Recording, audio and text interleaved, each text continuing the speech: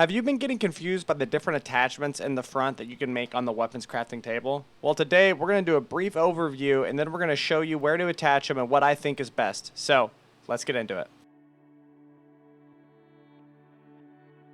So we have a lot to cover. So, let's start with scopes. There are 5 scopes or sight attachments if you want to.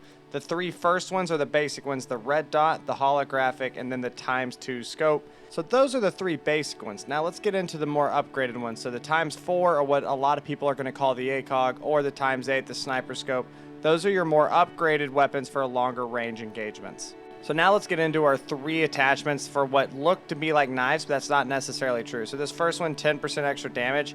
It can also be equipped on spears and axes. Sharp edges, 20% chance to inflict bleeding, axes, knives, sickles, chainsaws. And then the last one is the only one that is actually restricted to the knife. And this is going to be the efficient skinning, that extra 15% meat collection, which is super nice. And these next 4 also give 15% in their respective items. So gravel, wood, and then coming into rock and ore. And then lastly, efficient harvesting, which is bush collection. So all of these have very good traits that you should be prioritizing using. And then the last thing that should go on all of these is this anti-wear and tear mod, this durability loss of 20%. That is amazing. You're definitely going to want to prioritize that.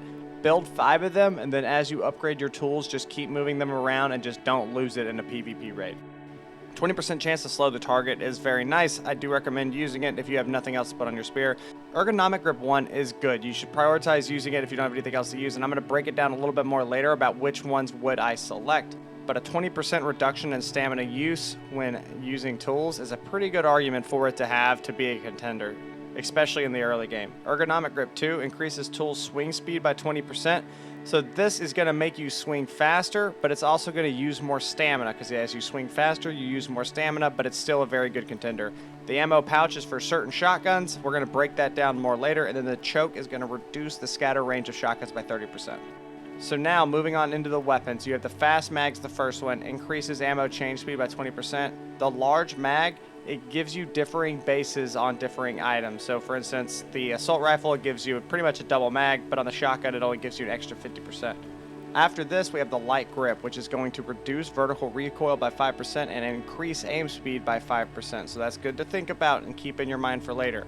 The vertical grip, reduce horizontal recoil by 5% and vertical recoil by 15%. So let's keep thinking about that one until later as well. And then the angled grip reduces horizontal recoil by 20 and increases aiming speed by quite a bit, another 10%.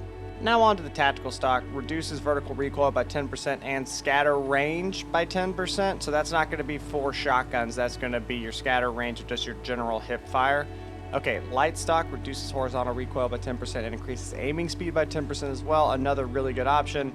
The compensator reduces horizontal recoil by 20% and vertical recoil by 25%, which is compared to the suppressor, which reduces noise when firing, and it does reduce it a lot, and it reduces the scatter range as well. So now let's just do some general testing, and we're just going to show you what can go where. So right here you can see only 2 items can be attached. Right there in the middle of the screen, the fast mag and the large mag. So we're going to put the large mag on just so you can see it.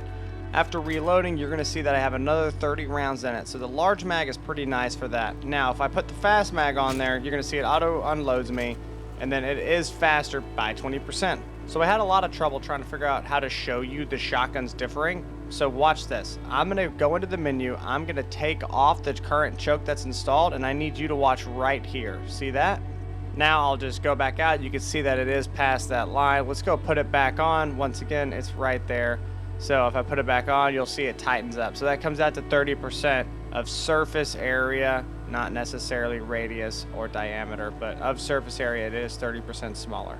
Next, on the Peregrine shotgun, there's really only 2 attachments to put on it. You can put the ammo pouch, and then you can put the choke on it. That's really the only 2 that I have found for it. But if you can make a choke, you shouldn't be using a Peregrine shotgun. And then on top of that, if you happen to find a choke, I'm not really sure I would use it on the Peregrine shotgun. Yeah, it does make it better, but it's a super high level item.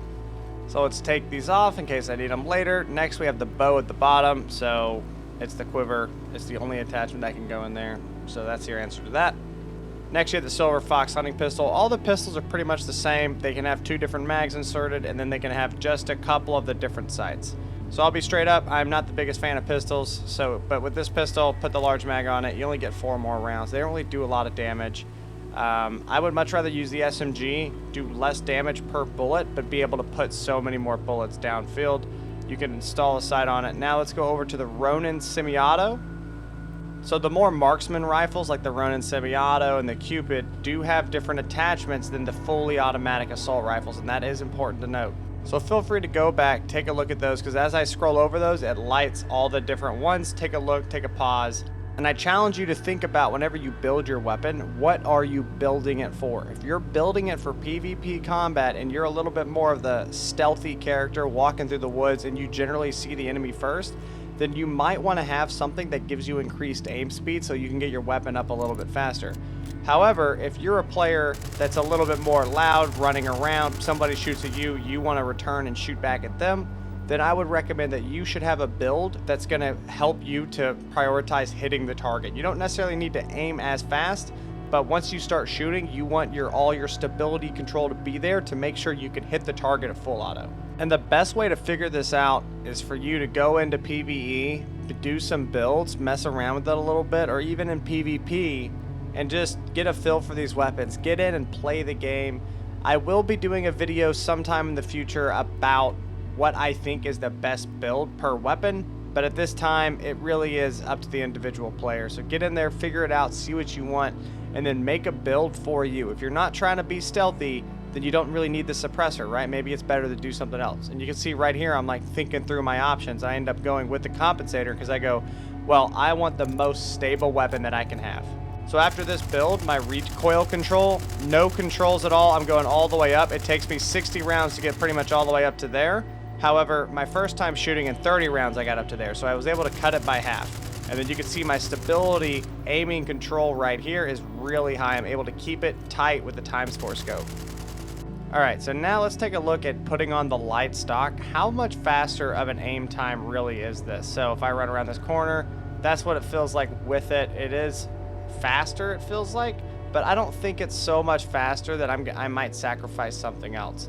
And then you can also see that that exact same speed is going to be through all sights. It's not like Call of Duty where you aim slower through a scope or anything like that. All right, so next we're just going to talk about the different attachments for your harvesting tools while we sit here. So for your melee harvesting tools, if it is not a tiered weapon, for instance, these are just gray axes and pickaxes. If it's not a tiered weapon, I recommend putting the 15% resource collection, so like the efficient tree cutting, onto it, and then the ergonomic grip 1. The ergonomic grip 1 is going to reduce stamina loss while out harvesting stuff, so you're going to be able to swing away without having to wait. So yes, you are going to have to repair your tools or make more tools, but that's the reason I said only if they're gray items. They're really not going to cost a lot for you to do it, and by swinging more and getting your resources and then getting out of there, you're actually going to reduce your risk of being raided, of somebody running up on the mine and shooting you in the back and killing you. So that's the reason I recommend that. When it comes to jackhammers and chainsaws, obviously you're still going to want either your pickaxe mod or your woodcutting mod, but then you're definitely going to put the wear and tear mod on there because you do not want these items to break down. You want them to last. They already do plenty by themselves, and honestly, you can't even put the ergonomics mod in there anyway, so you might as well just put on the wear and tear mod. And then while we're here, and we just talked about tiered items earlier, you should not be building green and blue tiered blueprint, whatever it is, in the front, especially not in PvP. It's a waste of resources, and the returns are so small that honestly, it's just not worth your time. Just wait up for a better item. Now, if somebody else uses a green and then you kill them and take the green, then yeah, use it. Get that little minor % back that he shouldn't have even made. That's fine. But I would tell your friends that you looted it off a dead body and now you're wearing it like a trophy rather than let somebody think you made it. Thanks for coming to my TED Talk. All right, guys, that's the end of the video. I really do hope that you enjoyed the content. And then as always, thank you to my supporters, Wishful, Tony Landers, Alex Parks, Armadillo, and then thank you to all the viewers that are here watching the content. Y'all are the reason that I do this, so I hope that you're enjoying the content. I hope that it helped you. If it did help you, consider hitting that subscribe button, dropping a comment, letting me know what you want to see next. And guys, thanks for watching.